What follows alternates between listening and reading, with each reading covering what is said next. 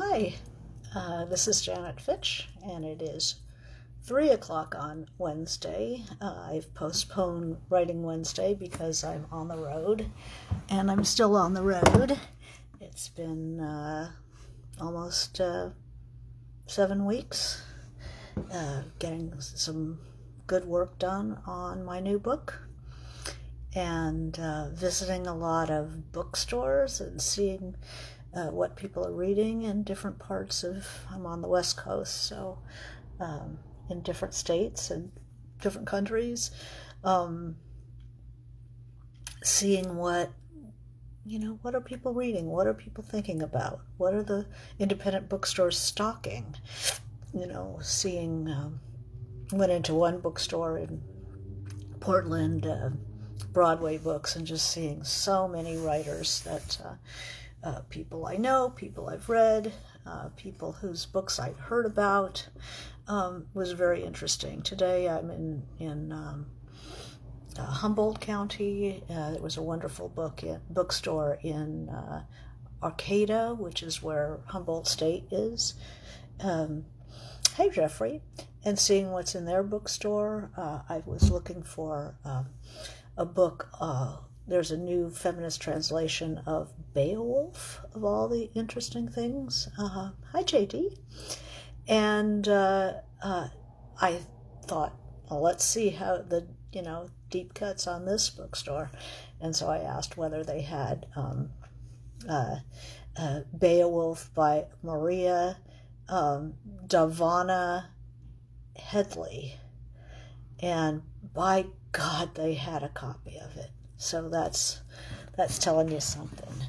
One thing I see in the bookstores that I've been looking at, some of the good independents, is a real interest in form. We've talked about that before. There's a lot of novels that are hybrid. They seem like, are they essays? Or are they, is this fiction? Is this nonfiction? Several stories, multi-voiced. We seem to be, you can see it as a fragmentation. If in one aspect you can see these as fragmented novels told by many people in many styles, or you can lament that it's, we live in a fragmented world, so this is what's happening, but it's also an experiment in giving voice to across characters and across experience. Hi, Linda. Instead of pursuing the story of one person or a small group of people moving together through time and space, the story spreading out between groups of people who don't necessarily know each other, don't necessarily live together in time, and then into the novel or into the hybrid book. I'm reading right now. I just bought Samantha Hunt's The Unwritten Book, An Investigation, which is, it doesn't seem to have a story, not yet anyway. It's voiced thoughts that make leaps between paragraphs. She has an interesting style. It makes a leap from one topic to another. It's like the non sequitur in a conversation. And then it backs up into where the connection is. I find that very interesting. And it's a technique that she uses that I notice again and again. She'll make a leap and then backs up into what this has to do with the paragraph that just preceded it. As you know, I like to make notes on the book, so I have trouble when I'm with an e-reader. But the leaps are really daring, like a leap where there's a long paragraph about multiple narrators, impossible texts that might have no end, no author, or feel like a house of mirrors, 1,001 nights, etc. Faulkner's As I Lay Dying, then a book called The Conference of the Birds, and it goes into this 12th century Persian poem about birds and this legend about birds, and then I am trying to learn the language of the birds. I am looking for that grace. So that's a paragraph, and then the next paragraph begins. Kites were simultaneously independently invented in Korea and Guatemala. It's like, kites? We go from 12th century Persian text about birds to a comment about kites.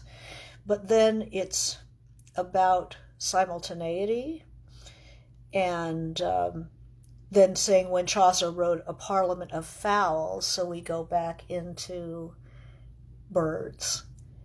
He didn't know of Attar's Conference of the Birds, so we're back in, we're making the tie into the paragraph before, which is just, it's a really bold move, that first you leap and then she makes the connection for you of how this paragraph is connected to the next one.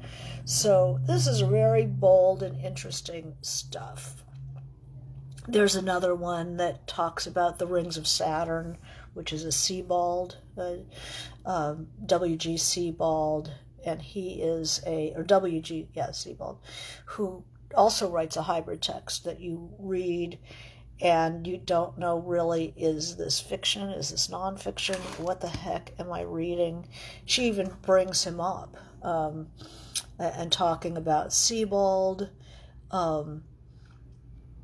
the rings of Saturn in particular. So she's talked about the rings of Saturn on an earlier page, and then suddenly we're into the rings of Saturn are far away, after we're talking about the birds and Canterbury Tales and stuff. The rings of Saturn are far away, and then how long they are, but their structure, tiny individual crystals held loosely together in a circular orbit. This is what she's also talking about story. She talks about breaking things down into granular size, like sand, is rock that's broken down. She's more interested in decay. She thinks we put too much emphasis on growth, but growth is only part of the picture, right? You have to have the decay as well, and the digestion of things. Hi, Lily. So this has just been a really interesting, this leap and return method. So she's talking about dust and how things break down, the rings of Saturn, the dusty house I live in, my body. She shelves books in a very odd way, the way she shelves. She talks about Sagan's Cosmos, between my grandma's diary of 1983 and a copy of Reader's Digest that features a disaster narrative my dad edited, Adrift in the South Pacific. So there's a lot of adrift and being in large time, like the rings of Saturn, geologic time, and then breaking things down into small bits. Once I wrote and then she says, once I wrote a love letter to an artist who builds tremendous spheres. Wait, what? We're just talking about Carl Sagan and her grandmother's diaries, and suddenly I wrote a love letter to somebody who builds spheres. And then she returns to the rings of Saturn's rings, and how distance between the particles of dust might not signify alienation, but rather a kinder plan that allows space for current and mystery to exist between points. So she's saying these ideas that are obsessing her, and return and return and return to them, and then gives us a little laugh by saying the guy never writes back. So it was easier to fall out of love with him. So it's this really interesting way of telling a story. the leap and return, making like a non sequitur jump and then telling us why we jumped with you. Working certain themes seem to be appearing over and over again. The theme of dust, the rings of Saturn, certain books, the idea of decay and decay into smaller particles, miniatures, the library. These are themes that run over and over again. And this leap and return method is really blowing me away. So I'm seeing a lot of hybrid work. Is it fiction? Is it not fiction? Or multi-voiced fiction that takes, everybody gets a point of view. Very interesting and hard to care about, but full of insights. It doesn't work on the dramatic level, not much. But it's like particles, like Samantha Dunn is talking about in her book, particles that adhere and form a shape, but loosely. It's an accumulated effect. Very interesting. So when I go to these bookstores, especially the one today, I'm seeing a lot of fragmented fiction like this, or hybrid fiction. And what's best about it is that it's somebody expressing ideas and more ideas and more ideas, and then they link up associationally. And one of the things that I have, and that I see in fiction that I think is the reason people read fiction. Why do people read fiction? Not just for the story, but also for larger thoughts about the world, larger thoughts about existence and the way existence is set up. And I think that many fiction writers forget to move to bigger questions, bigger issues, bigger observations. Their characters kind of, what is my old writing teacher used to say, don't have your character make dinner thinking about dinner. They can be thinking about anything. And this is what I wanted to talk about today, is to make sure that there are things that you know about existence. There are things you know about human life. There are things you know about how to live well, or the truth about being anything. The truth about being a woman, the truth about being a man, the truth about being outmoded, the truth about getting older, the truth about anything. And when we read, if we're an underliner, which, that I'm a terrific underliner, that's what we're looking for, are these insights into what it is to be a human being alive in the world. Not just, Johnny went and, gassed up the car, but where the character or the author, narrative voice, tells you something about life. I think that's what we read for. I certainly do. I know the writers who do it. I know the writers who, I value the most. They come in with insights about the human condition. And that's what really interests me.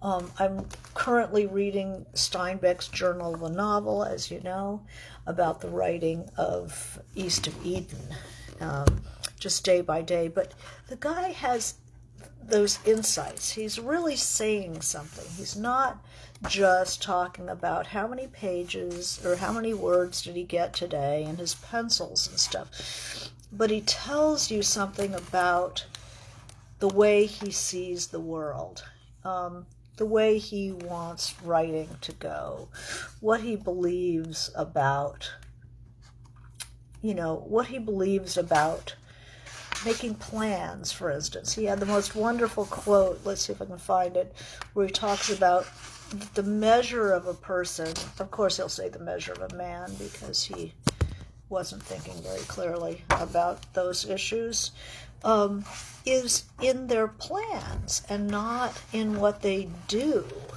That the plans, anybody who's once you know their plans, you know them. Oh, here we go.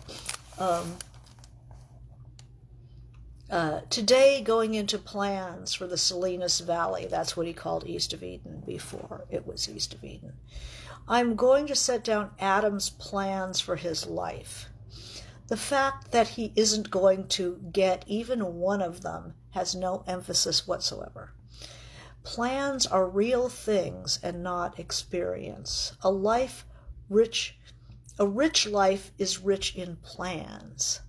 So that's something that's going to make me sit and think about it. A rich life is a life that's rich in plans.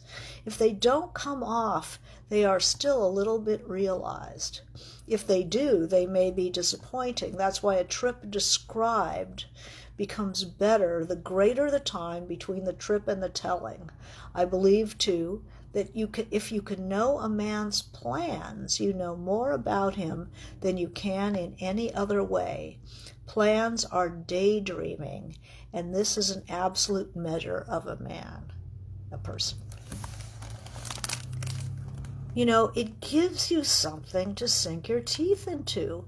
Your reader is going to move, if you have a character who's having these kind of thoughts, or the narrative voice, the author's voice, is having these kind of thoughts. When your reader puts the book down for the day, they're going to be thinking, is that true? Is that not true?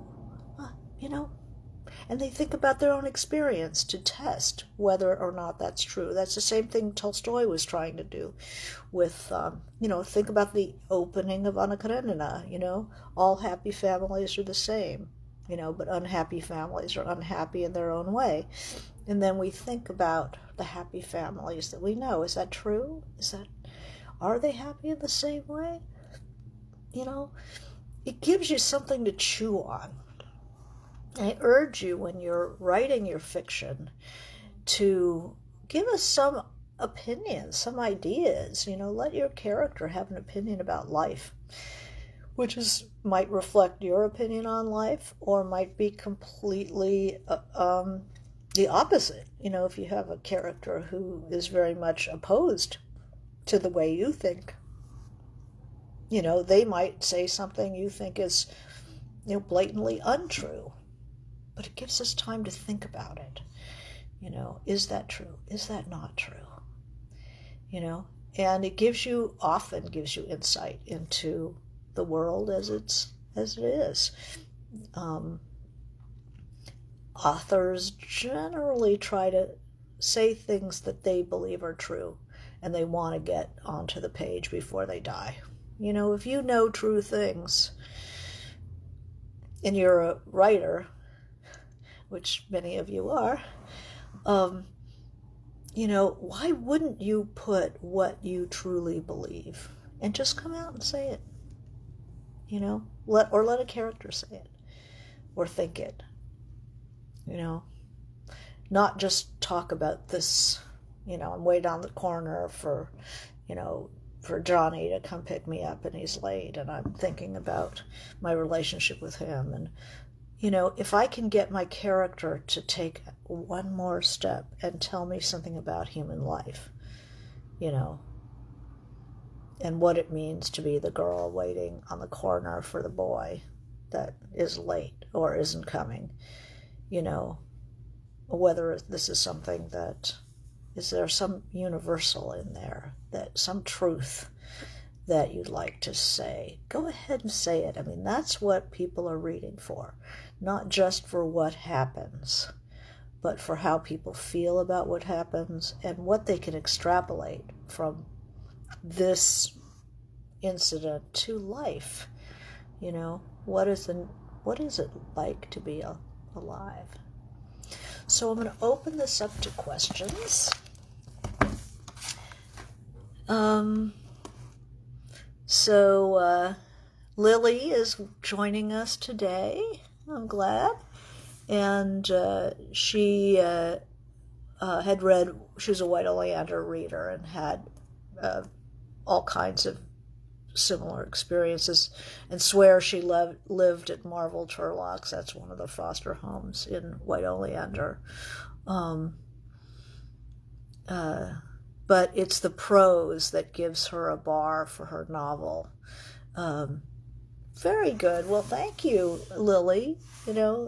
I think that, that there's two kinds of levels on which we read. We read for the story, but there's also the pleasure of one word after another and making sure that the sentences are really interesting and beautiful and worth reading. So there's a tension between our the urge to move forward and see what happens next, and the urge to remain and read that sentence again because it was so good. And that means word choice, good verbs, maybe an interesting metaphor, to do something interesting with the sentence, with the moment of attention between the writer and the reader. Do something with that moment, not just hurry ahead to the next incident, but just in the language, make that sentence count. And that can very well be something you do on a later draft. If you're still hammering out the story, you don't even know whether you're going to keep that portion or not. So, to buff it to a fine shine early on is probably not necessary. But the awareness that language counts continues to push you to find good metaphors, good verbs, clear language, specifics, all the way through. So what else can I help you with? Feel free, if you have questions, to go ahead and put them in the chat, in the comment box, or if you have big questions, you can always write to me at janetfitchwrites.com. That's my website. And put your questions in the comments, and I can design one of these around your question. But this one, I just had been seeing so much of this innovative storytelling technique, and then the bookstores really highlighting them, really pitching them. This is our current world. We live in a multi-voiced, fragmented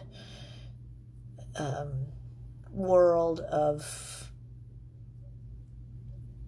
interesting points of view, sharing existential points of view, where you tell us what kind of world you think this is and what are the rules about this world. It's something that I think that most people are, if they don't know that it's what they're looking for and they're reading, many people turn to pop psychology now, where they used to turn to great fiction. And they used to turn to philosophy. Not just the Four Agreements or whatever, but what is this character who is in the middle of life? What do they know? What do they see? Don't hesitate to put what you know is true, or you believe is true, or your character believes is true, until they don't. It's much better to have a character who believes in this until it goes haywire and then changes their mind, than have an iffy character who doesn't think anything at all and just kind of drifts with the wind. That's not a compelling character. What else can I help you with? Is there any questions you have this afternoon? Yeah, I'm still on the road. I won't be home for another couple of weeks. It's here getting away from freeing your attention from the infinitesimal details of daily life, and just getting your head out of that sand and looking around and having a time to think about, to read and think about what you're reading, respond to what you're reading, seeing what the bookstores are doing, reading things that challenge, not even challenge you necessarily, but things that are full of ideas. It's very stimulating. So Nancy says, "Hi, I want my writing to communicate truths and be beautiful writing. I veered back over to poetry for that reason, and it's made me happy." Yeah, and you can get some poetry into I don't mean you have to write broken lines, but you can get that poetry into your fiction. It always makes it juicier and richer. So Carla, hi Carla. Carla asks, how do you decide where to start the telling of a story rather than chronological? That is a really good question. Where to start. Kind of the natural starting place is where there's a status quo and then something upsets the status quo. So a stranger came to town, or somebody goes on a journey. So you usually start a little bit before the journey, or the town before the stranger arrives. That's usually a starting place. But you can also start at the end. You can start after this is all over, and then somebody is telling you, going backwards to tell how it all started. I think that in a novel, I like to see a slower beginning, because it's going to be followed by a bulk of writing. So I like to let the reader have time to get into the chair, settle in, get their popcorn, So I like a slower beginning. I know we live in times that everybody is cut to the chase and, start in the middle of action. I don't care for that as much. I mean, if it works, it works. So never say never. But I prefer but rather than chronological, you could start at the end and work your way forward. You can start what movies and television and all that, they like starting in the middle of action. So you're in the middle of a scene that's gone terribly astray. The party is a disaster. And then, you can work your way forward at how did this happen and what was I trying to do throwing this party and how did it, ruin my, get me kicked out of this house. I generally start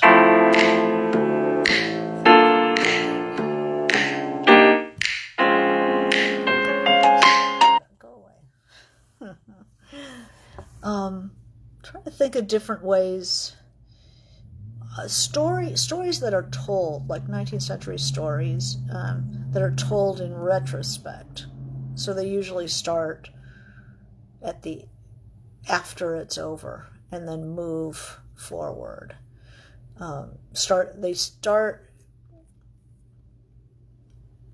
The narrator is introduced after the end of the action has completed. And then they begin to tell the story to someone else or to the reader from the beginning.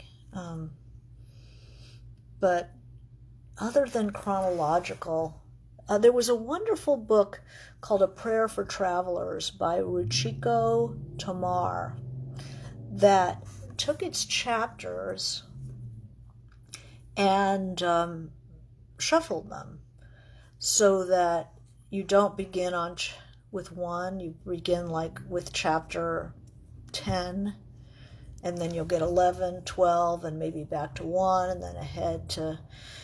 And it's hard to figure out what's going on until you figure out, oh yeah, these numbers make sense, and now I'm on 3, so I'm back in the early part of the novel. That's an interesting book. Hopscotch by Cortázar is another one that it's written. You can read it in order. The first 76 chapters, they're very short chapters, and then there's other chapters after the end of the book, and so there's a pattern, like a list of the order. If you want to hopscotch, if you want to go back and forth through the book, there's a list of the chapters in this mixed up order. And and it includes some of those extra chapters. And that's a very fun one that also plays with chronology and the ordering of chapters. Trying to think of other things that do not tell a chronological story. Well, Life a User's Manual by Georges Perec is the description of contents of a French apartment house. And not apartment by apartment, but room by room, all over the building. It turns out it's a knight's gambit, which is in chess, it's 1 over and 3 down, or 1 over and 3 up, and they go through the whole apartment house that way, and you learn about the stuff and you learn about the people through the contents of their apartment. So that's another way of doing it. There are lots of writers who have played with storytelling outside the chronological, and they're very interesting works, worth seeking out. If I think of more, I'll come back to your question. So Linda asks, I always get stuck at the first sentence of Pride and Prejudice because I'm never certain what she means. Is she supposed to be something to chew on? Because I certainly wouldn't agree with this, not in the day and age anyway. So in Pride and Prejudice, Jane Austen makes a statement. That's the one about marriage, right? That a man with a certain fortune, and I'm not a big Jane Austen reader, so I'm trying to put this together. So it's a man with X number of dollars a year. A single man is in need of a wife, which means a rich guy without a wife is going to have a wife soon, because somebody's going to fill, nature bores a vacuum. And is it something we're supposed to chew on? Because I wouldn't agree. Yeah, she's throwing down the gauntlet, just like Tolstoy, although she's earlier than Tolstoy. She's saying, here's a statement, and then the rest of the book is going to be an example, just like Tolstoy. The rest of the book is going to be an example to show you that this is true, or perhaps that it's not true. You have to read it to see. So that's an exciting way to start a book, is throw down the gauntlet, make a statement, a big statement like that, and then let the reader figure out whether they agree with it or not. And they'll be chewing on it throughout the book. It's a challenge. It's a good thing to challenge the reader like that. What else can I tell you?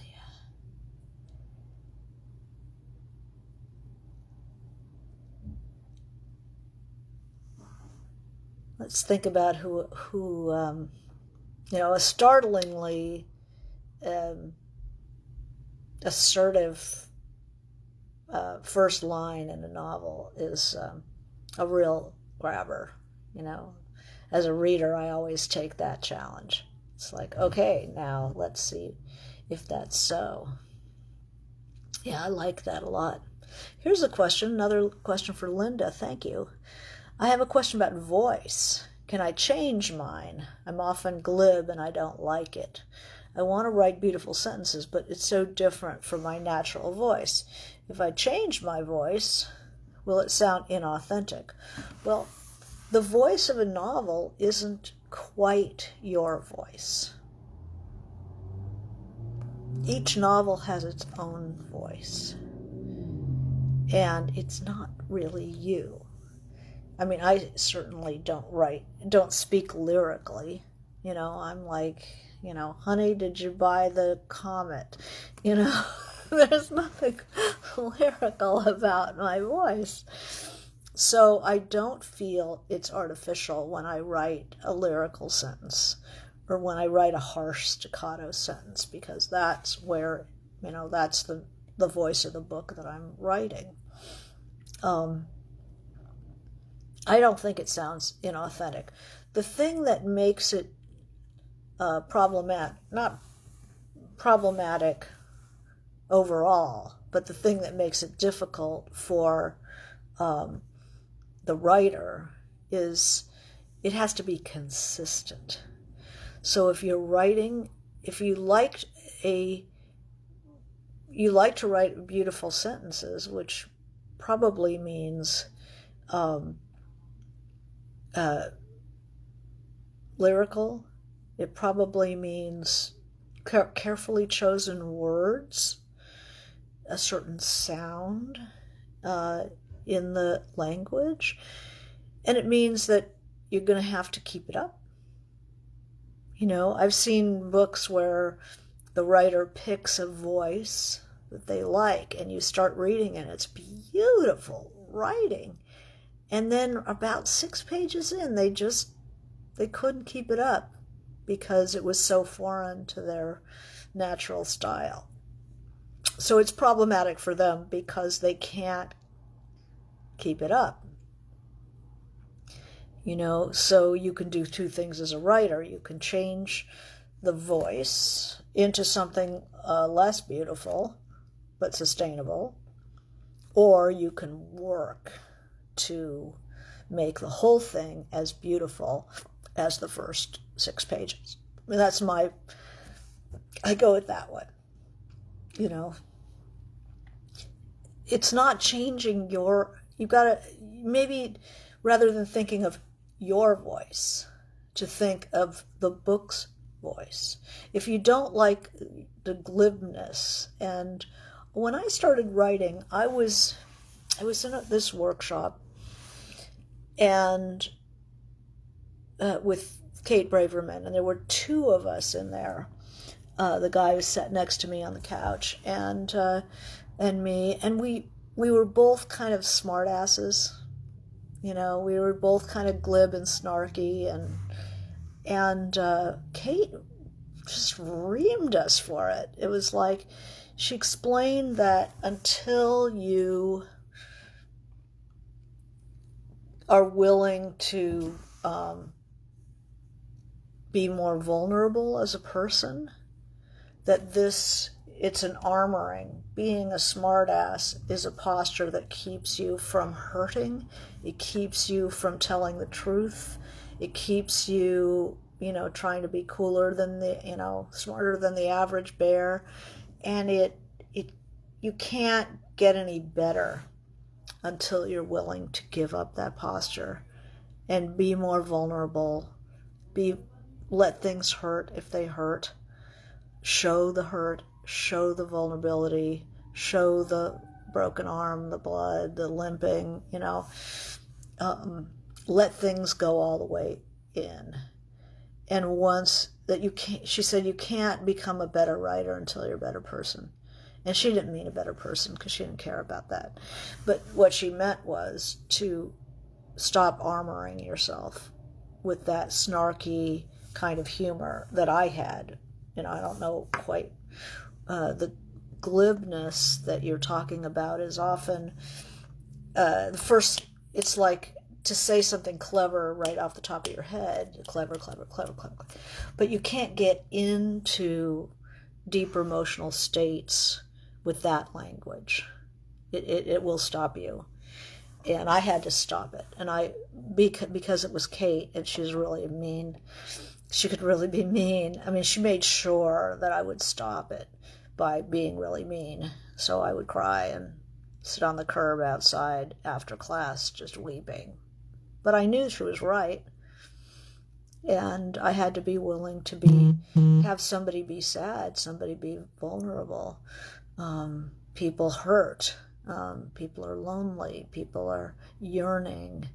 People really love, They really hate in a big way. And all this kind of, the glibness had stopped me, the irony, we see it all over the place now, and it just is so boring because it's a one-trick pony. You get a laugh at a party or something, you say something in class, but it gets in the way of more subtle emotions and bigger emotions. It keeps you from caring. And our job as fiction writers is to care. So, it's something to consider. So maybe, to write about something that really, really hurts and say it, or something that's really true and say it, will be very interesting and a really good experiment for you. What else anything else I can tell you about life, writing, the pursuit of happiness, bookstores, favorite books, things you're reading, things I'm reading.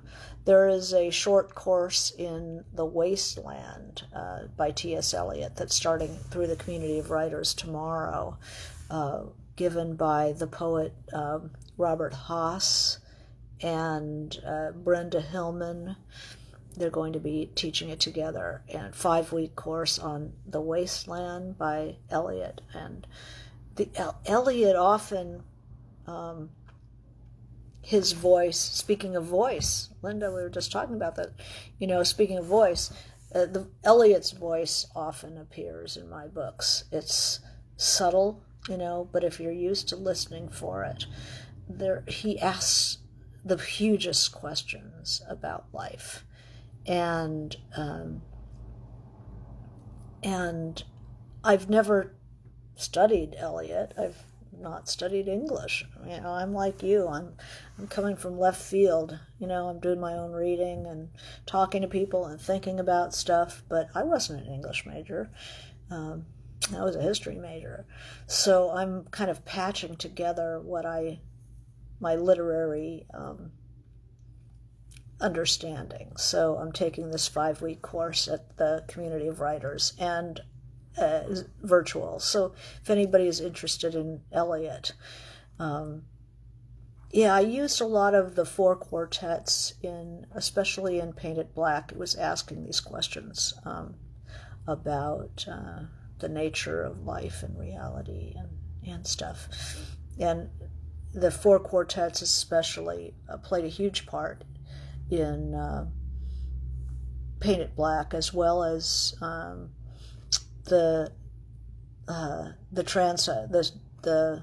of the Trans-Siberian and Little Jean of Montmartre was another poem that played a big part, by Blaise Cendrars, played a big part in Painted Black.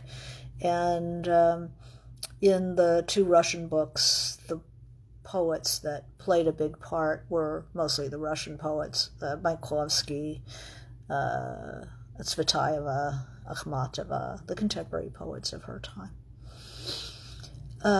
So Linda says, why are people always saying you have to find your voice as a writer? Isn't that interesting? Yeah, they always challenge you to find your voice. And to me, it's not so much my voice as it is the voice of the novel that I'm working on. I think that I I feel more confident thinking of it that way. If I have to find my voice, oh my God, what does that mean? Because it's going to be different with each book. You know, my character, Marina, you know, a highly educated Russian girl at the turn of the last century, has a very different voice than my, you know, 13-year-old foster kid in White Oleander, who's listening to her mother, which her mother is kind of has a strong Anne Sexton inflected element. So she's kind of has that in her head.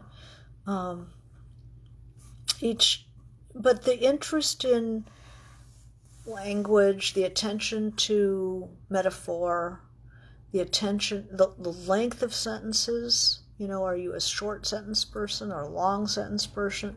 That's kind of bred in the bone.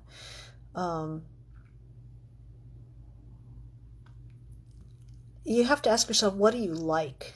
And start noticing what you're doing. Are you intentionally crafting sentences? You know, what kind of verbs do you tend to use?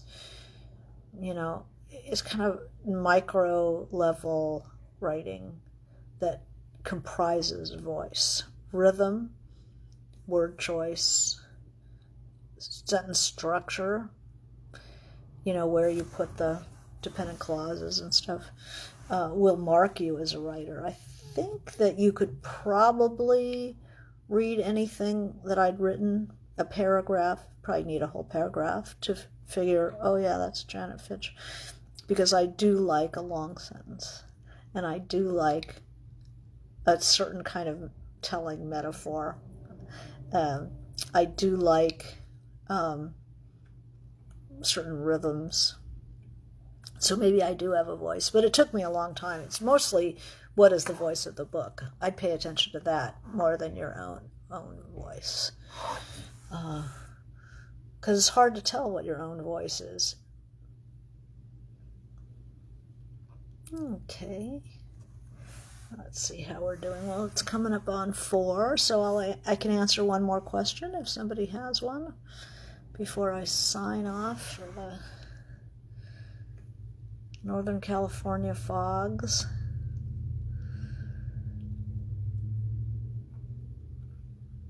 Yeah, think about your favorite novels. Now ask yourself, if you saw a paragraph of this author, like maybe a different book, but a paragraph of this author, could you identify that voice? I mean, some people have a very strong voice. Other people, it's kind of transparent, you know. It's hard to pin down, like, what is a Doctorow's voice. You know, it's pretty transparent, but it is marked by certain cadences and length of sentence and word choice. Well, I am going to let you go. Think about that when you look at the books you're reading. Think about the voice in that paragraph. What marks that as that author? You know, that's interesting.